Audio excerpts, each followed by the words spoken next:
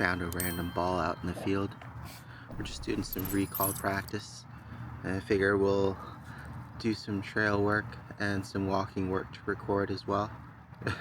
If I can get them to get going again. You ready, big guy?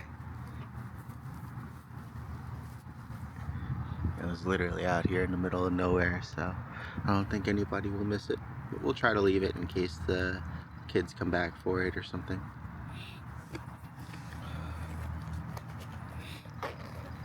Just practicing some longer range recall with getting his nose and attention back. Oh, good boy. Begal. Come. Come. Good boy. Good, leave it. Come on, big guy. I know. I know. Come on. I know. I'm sorry. We'll come back and play with it if it's still there, okay? We'll get you another ball, too. Have to apologize for the sniffling and the wind. Trying to take some allergy medicine, but still, the symptoms are still there. So I've got him on the freedom leash, and then I also brought just his regular leash with us too. And right here we're just gonna do a little bit of walking work here. Good boy. Right now the freedom leash is not locked or anything, so he can go up to about 16 feet away. And it's just fairly important when you're using things like this that you're aware of your surroundings, right? Being ready to lock it in case, you know, cars come or it's kids or other dogs, so he doesn't just run out. Wanted to give him a little bit more freedom just to practice that recall. Let him kind of use his nose a bit before we do the more formal work, either on the way back from the trail or part of the way through the trail.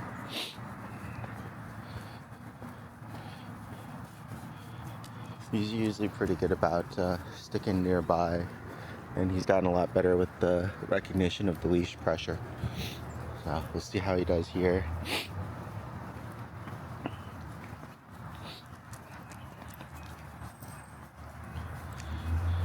It's pretty warm out today, so just trying to keep the sessions to under an hour if possible. But luckily, with he's already pretty dry. But luckily, the walk to and from the trail shouldn't take very long. Here, we'll go this way. Begal. Good boy. Good job. Yes. Also try to keep him on my left for him as well. Good, bless you. My goodness. Bless you. Oh, good boy. Bless you. Oh my goodness. Here. We've been doing really good about spacing out the treats too. Good boy. Alright, free. And he's been really good about just kind of healing or coming back to his here position back on his own accord, and me just rewarding him for that and then releasing. So right here, like, we can't be in the grass, so being ready to lock the leash, he did really good there.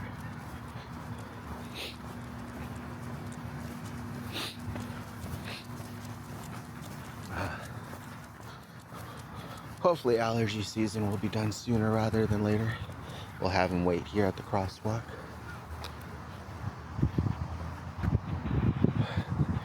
He certainly likes to go and mark everything. Good boy. Begal, come.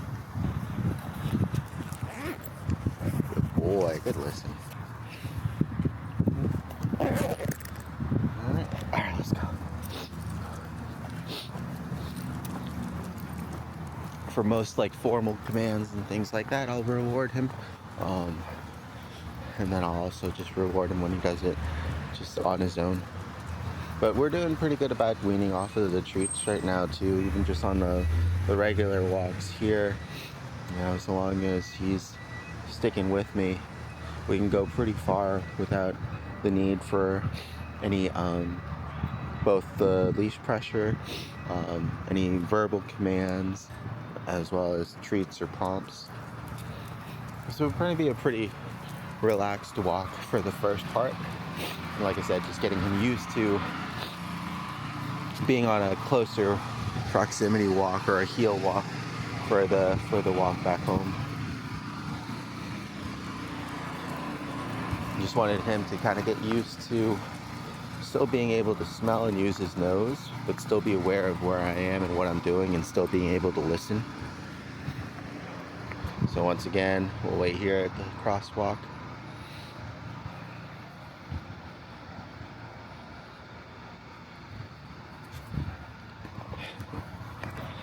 Begal. Good boy. Good job. Alright, let's go.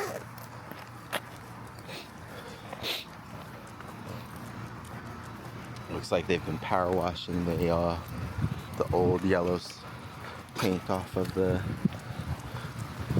fire zone.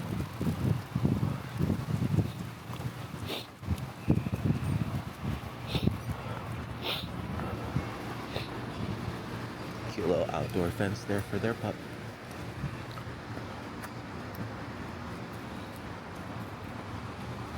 So for the most of the walk here, it's mostly just keeping an eye on him, making sure he doesn't linger too far, not using any leash pressure, just some verbal commands.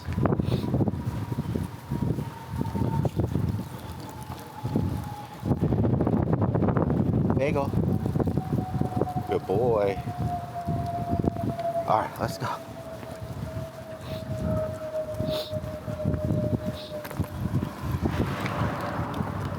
The trail itself should be pretty good. Usually has plenty of squirrels and sometimes other pups and people on there too. So get some practice redirecting his focus.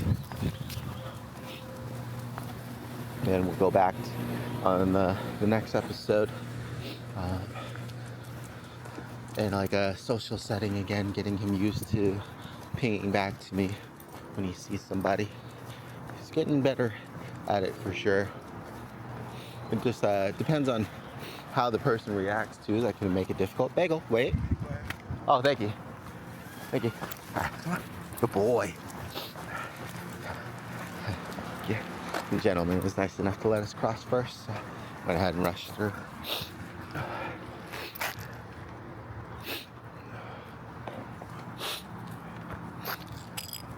Again, sorry about all the sniffles.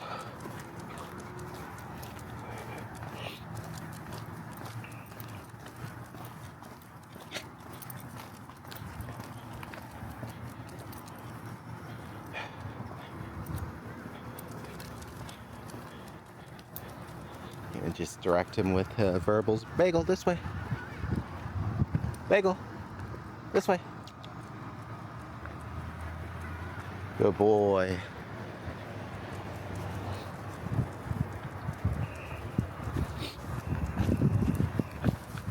There you go.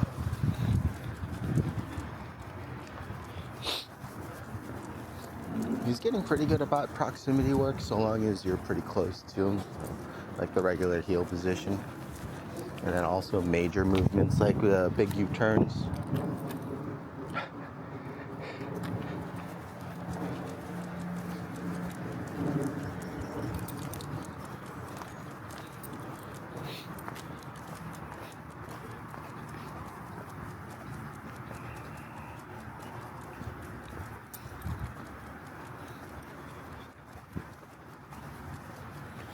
Definitely still wants to walk naturally a little bit faster than we are. Begal. We'll use leash pressure here. Begal, come on, this way. Good boy. Clicked it once as a boundary because he didn't want him to go wandering off into somebody else's backyard.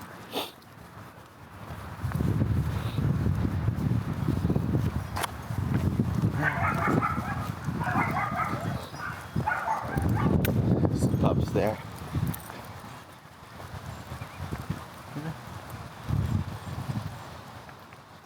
Using some leash pressure here, get him back towards you. There you go, good boy.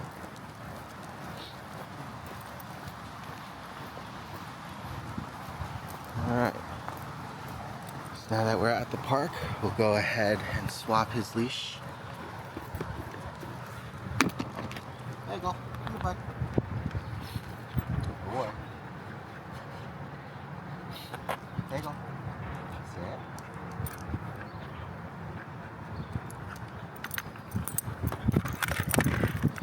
Sit. Boy.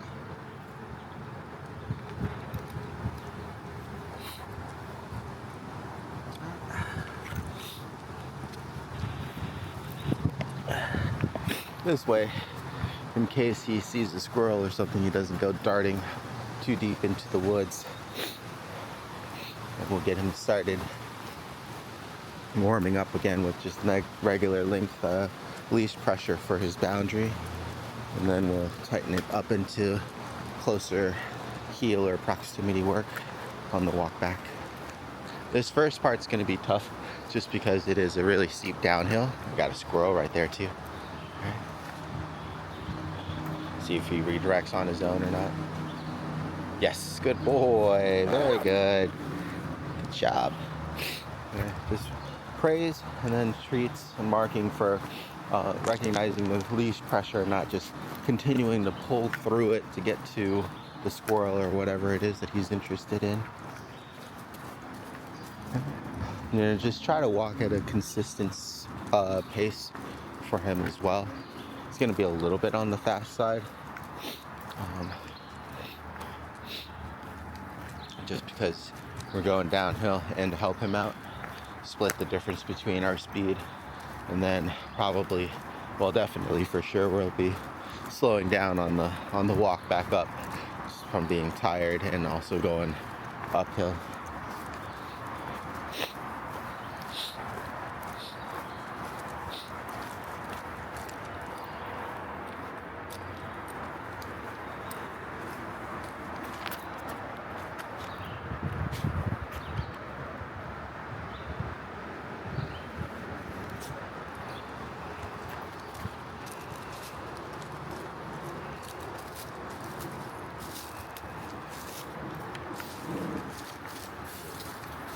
It's another squirrel.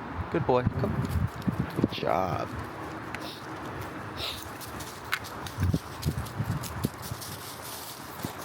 So now you can kind of see, right, he wants to slow down and enjoy all the smells and stuff and just go in the same pace. So getting him used to kind of catching up under that leash pressure too. There's going to be plenty of times when, you know, we're not going to be able to wait for him to kind of use his nose all the time and smell and explore, just because he'll want to stop and smell and explore everything all the time. So finding a good balance between that on his walks to make life easier. The freedom leash really helps with that. We got two squirrels here. Too bad Cece's not here. The freedom leash helps with that just because he gets a little bit of extra distance before he has to actually catch up to me, and he can use that time to kind of smell and explore a little bit more, or linger, right, and then just catch up. Good boy. All right, now just trying to keep the same constant speed here. So the leash pressure just naturally happens when he falls too far behind.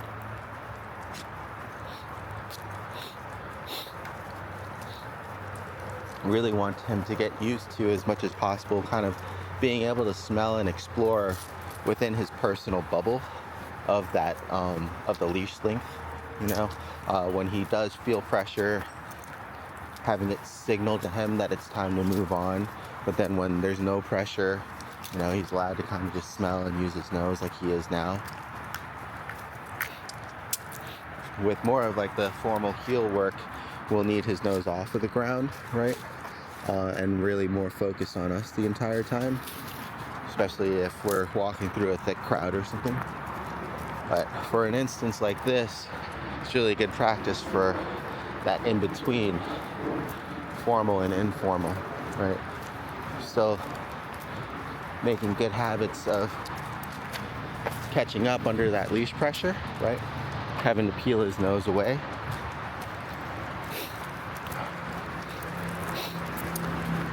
But still following even when not paying close attention. Good boy. Just really wanting to get used to feeling the leash and then catching up or peeling away from his nose.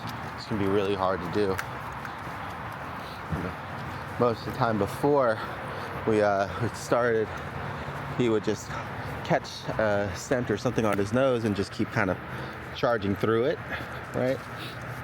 Keep pulling towards it and whatnot. You can kind of see a little bit here. And that's why it's important that if we're going to be leading and guiding him, to just commit, right, and continue going on and let the natural pressure of the leash as we're walking away, let him know to catch up. So like I said, he's going to want to mark everything. I'll just pause here for a sec, see if he needed to be. But he'll just want to mark everything, unfortunately, which will be fine for the most part if you have time and it's more of a kind of a free walk.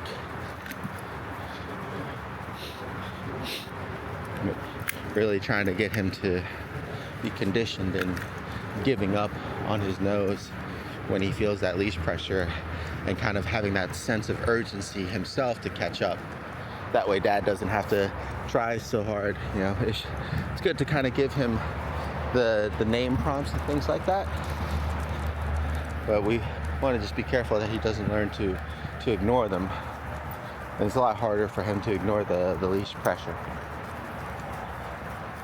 It'd be the same thing when we integrate more like collar work, because we would beat the collar or vibrate or whatever on the collar as soon as that pressure hits, right?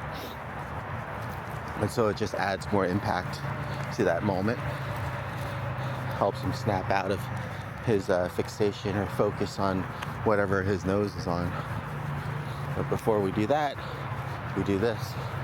So that way it starts to condition him when he feels that pressure to not just ignore it. And teach him how to turn it off by just kind of catching up. And then when there's no pressure, he's good to go. Try to keep him on the left here a little bit. There we go. It'll be easier once I have him on a shorter leash too. Let him stay on this side just because his leash is nice and loose still. He's just checking out his nose.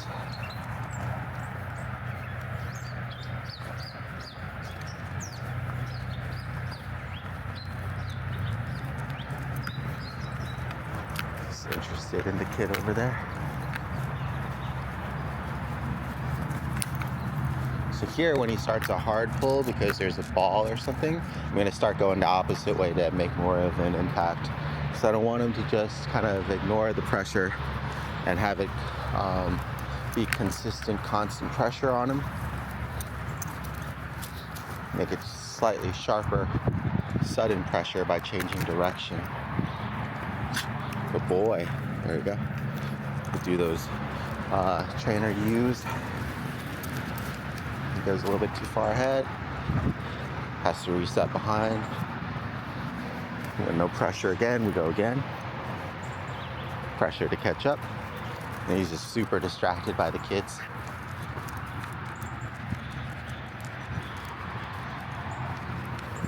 Nope.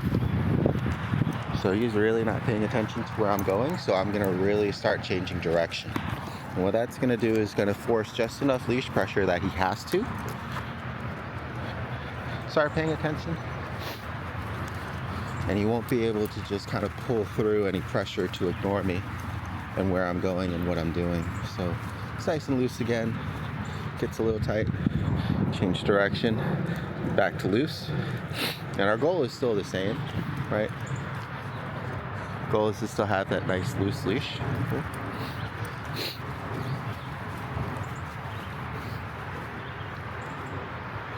Good boy. There we go.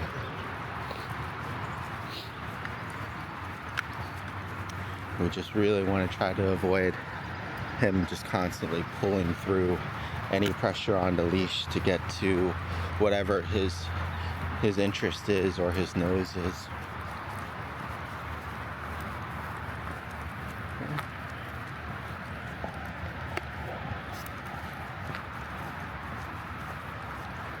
It's the same here. Good boy, there we go.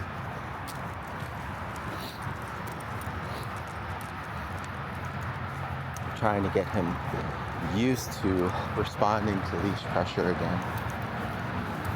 Oh, nice and loose again.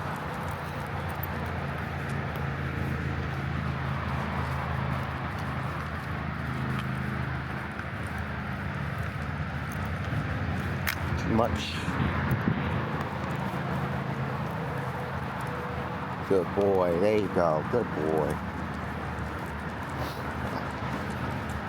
That slow down and the look up is good.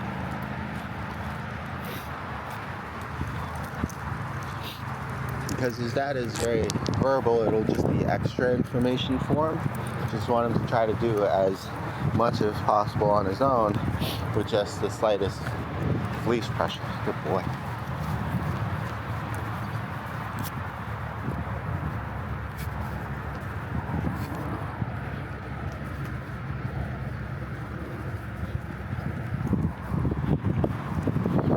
He wants to be on the right side. Just more of the grass and everything is out on this way, and there's only a fence line on this side.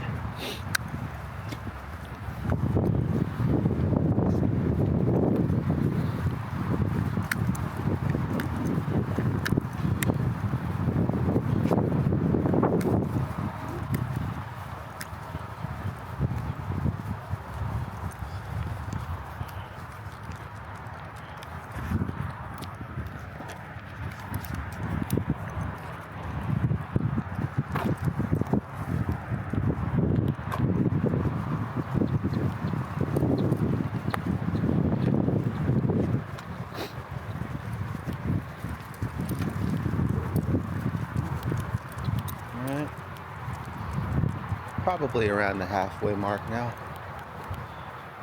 So what we'll do is we'll shorten up the lead, give him a little bit of a break here, and then we'll go into some formal work. And especially in this environment, it's going to be a lot trying to pull his attention.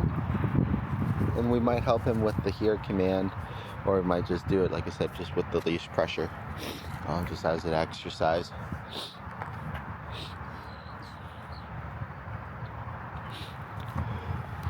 Alright.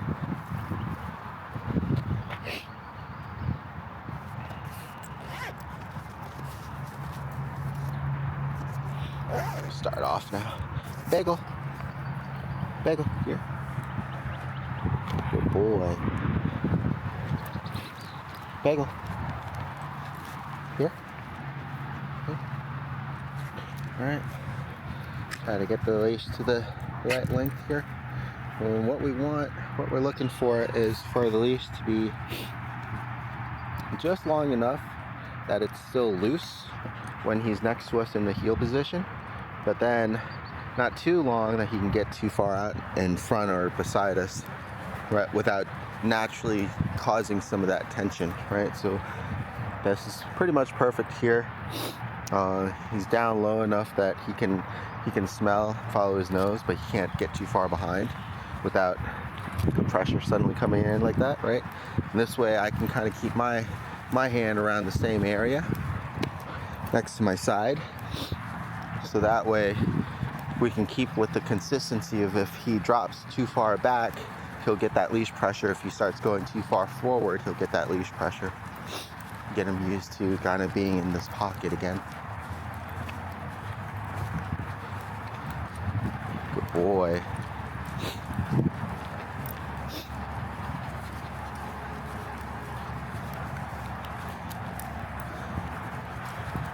And it's usually easier if we have his focus. We don't need as much leash pressure, but we're running the exercise this way also so he gets used to the leash pressure, and also combining that hopefully with his peripheral vision of where I am next to him. He's doing really good.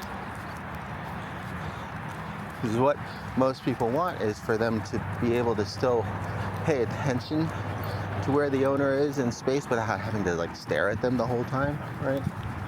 Have the leash be nice and loose on the walk. So it's just generating a little bit of tension there for him to catch up. And I'm just walking at the same pace as well.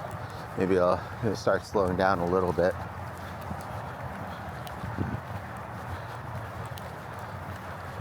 Move off to the side here for somebody else coming up. So if he starts to cross in front of me and to the right, I'll just pull back a little bit and to the left and get my hand back in center. Boy.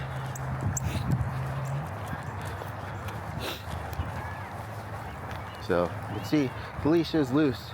There's not much space before it's tight, but it is loose. And that's what we're still shooting for.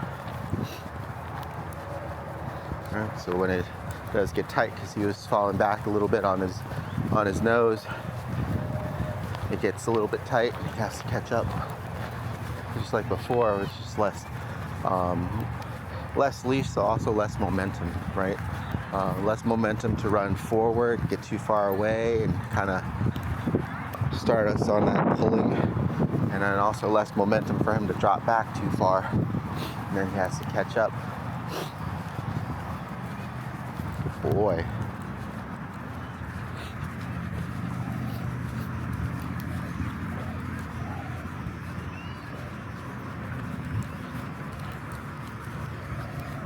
Want to spend as much time in this pocket as possible, so that way it's more natural for him again. Right.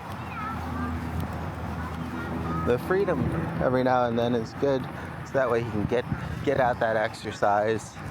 He can get to use his nose and get some of that energy and excitement out, so that way it's easier for him to actually kind of keep pace and stay next to us. Hi. Got some kids in the swing set there.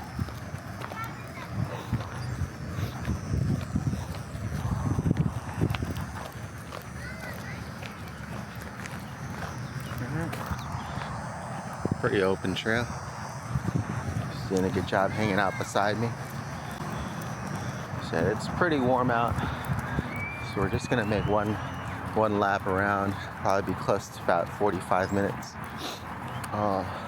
total trip, and then give him a break so he can get some water and rest. He gets pretty tired.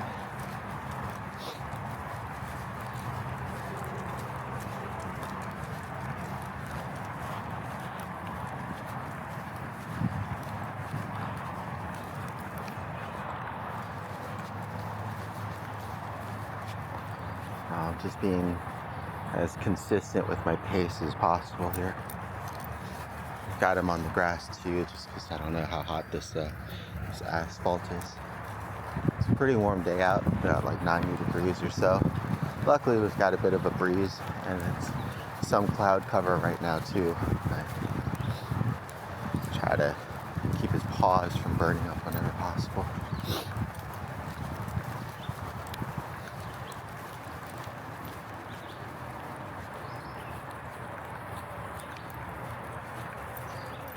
And if he does do well for an extended period of time without any leash pressure and with really focusing on me, then I'll also give him treats.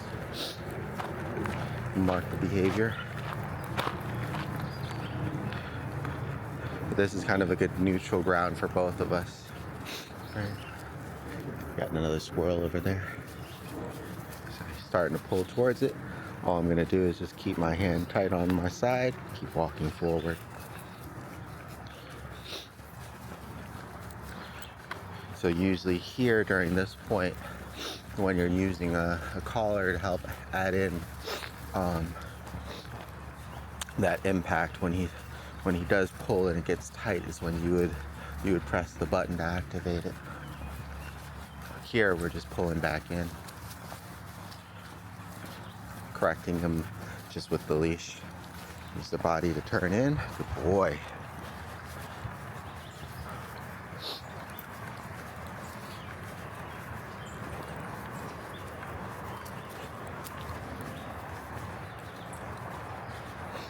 see as he dips down or he falls back, that leash gets tight, and then as he gets back into center of the box here that we've created, the leash gets loose.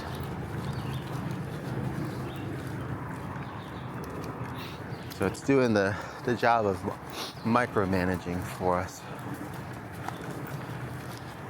instead of us having to constantly trying to get him to refocus or pay attention or get back into heel. You know, we just kind of hold the leash in the same spot, and we let that slight leash pressure guide him back into where he should be. And then when he is there, it's nice and loose.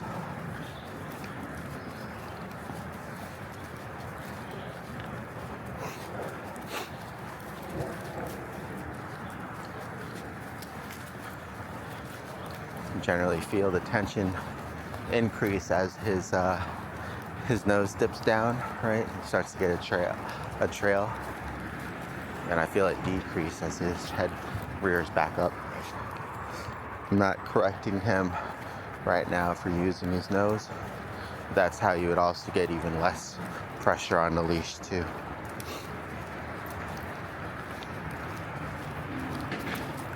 But we're also by no means kind of like dragging him along. It's actually a pretty good pace for both of us. He said a little fast for me, but definitely a lot slower for him. So just trying to get him used to that slower speed. Got a cart coming up here, so we're about to turn. Boy.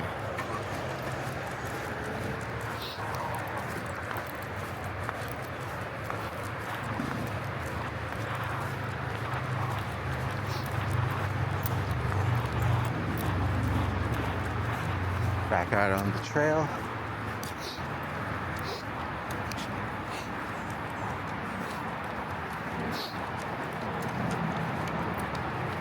Gonna give him a little bit more leash.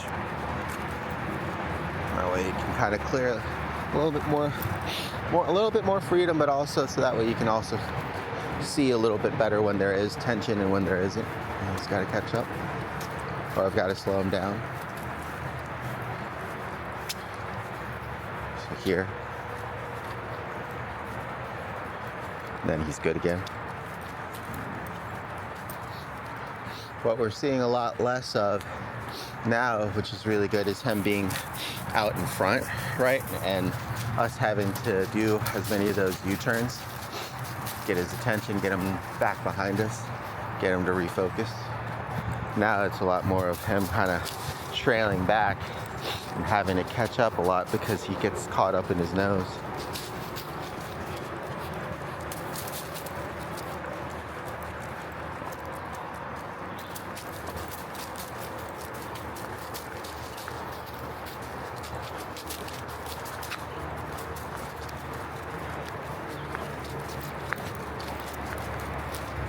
Going downhill a little bit.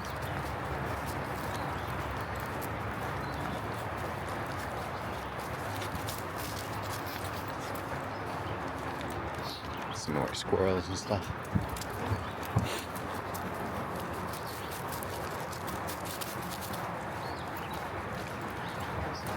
Making sure he doesn't cross in front of me right there. Alright, so using that leash pressure, getting him back behind me and to the side. Now he's too far out to the side because of the trail. Trying to reset my arm, get him back into the center.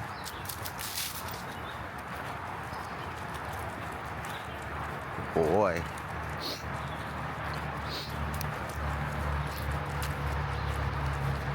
And it's to the point where it's just easier for him to be next to me than it is to be behind me or in front of me or too far off to the side, just through those constant corrections, right? But that's why it's also really important to make sure that when he is here in this pocket that there isn't any pressure.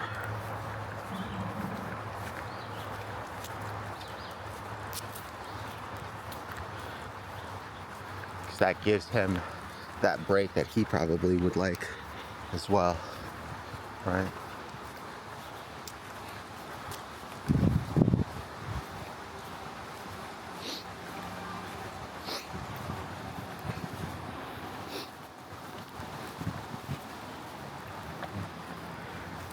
getting a little bit more tired now, you can tell.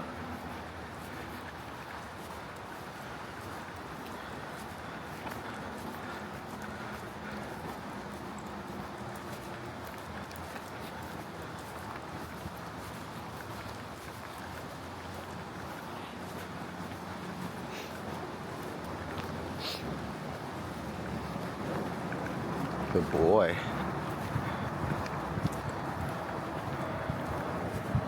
Good job. There we go. Give him a little bit of a break. Give him a little bit of a treat. It's not a very easy environment for him to focus on too. He said, been out in the middle of the trail with all the scents on the floor and all the critters and such. So really still trying to do our best to recognize and acknowledge that. You can see, good boy. Poor guy. Getting tired, big guy, huh? So, tried to cross behind me and to the right, so I just pulled forward and to the left again. I'll probably go ahead and wrap up the leash one more time so it's back to the closer heel for our walk back. Now that he's less excitable and less energetic, be easier for him to kind of get settled into this position next to us for the walk back. Hopefully try to get him used to just hanging out here on this side, on this point. Because that's something that when he's too excited and too energetic and too into his nose, it's really not getting as much of the lesson. Oh, we got another pup. Say, who's that? Good boy. Hi.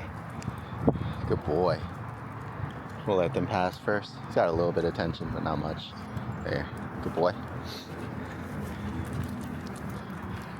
Well, we'll let them keep going first. Good boy. Alright. Now he's following the scent of the pup, right? You can see his nose being down. You can go ahead and help him out with that by going this way.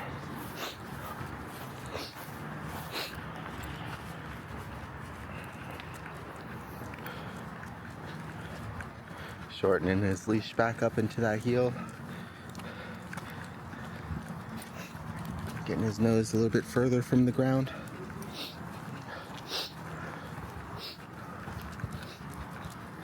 And then just carrying that, our own momentum forward. Good boy.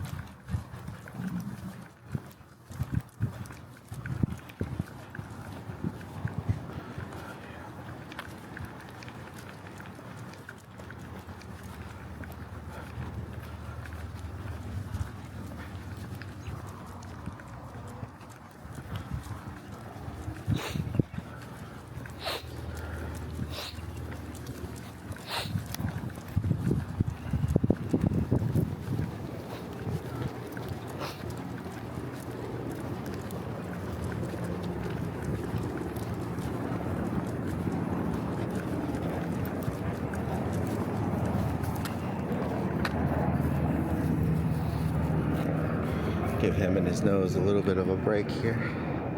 Let him mark some things again, and then we'll get going again.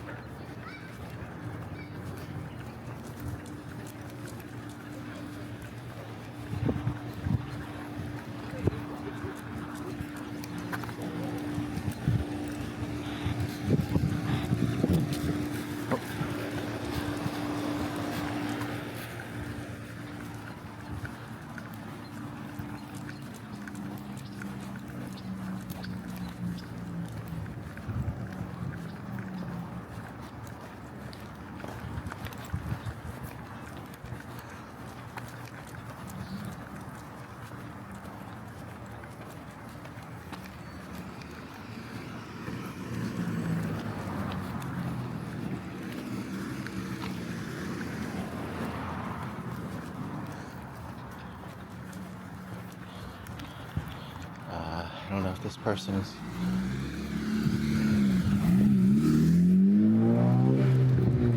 I guess he was trying to avoid the speed bump because his car was so low.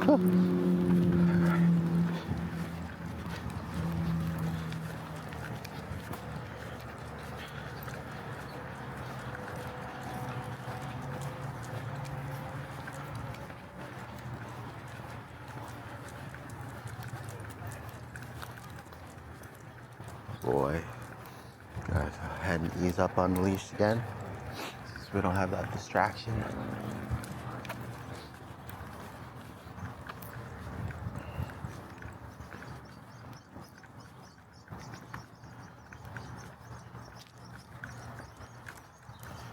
Alright, he's doing pretty good.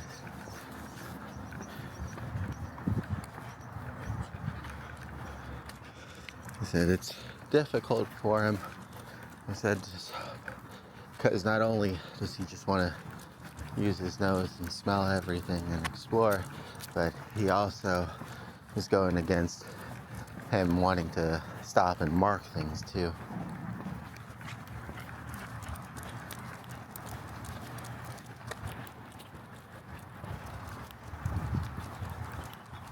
You can tell every time he goes to like a pole or something. I'm gonna help him out here.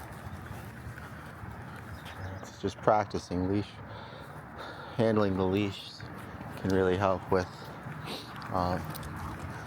micromanaging his leash pressure, and then also making it so he can have some freedom when you don't need him to be so close.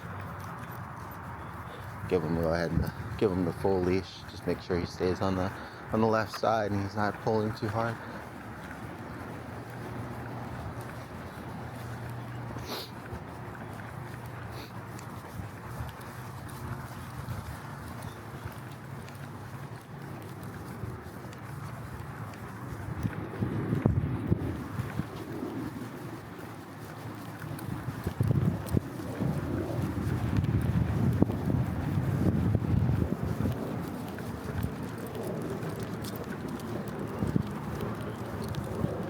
Good boy.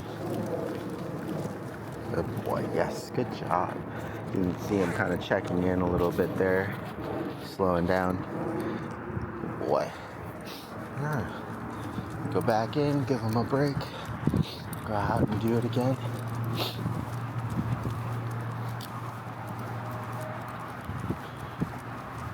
The main point of these exercises is just have the leash do as much of the work as possible, kind of get him used to having to catch up to it and having to recognize the leash pressure. And then when there isn't any leash pressure, it's good to go. Good boy. Good job, big guy. Good job. Say hi.